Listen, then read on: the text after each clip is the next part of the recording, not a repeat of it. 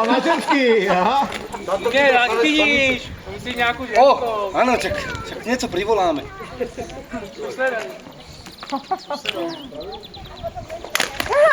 Paráda.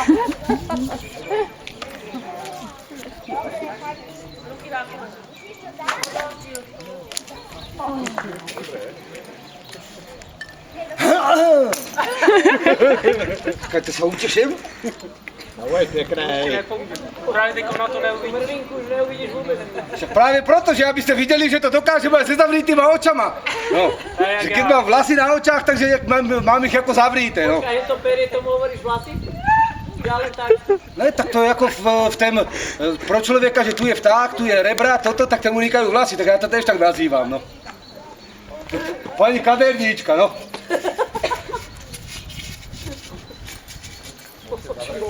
A kolmo sa podajú kolmo tu. Tak ešte tam.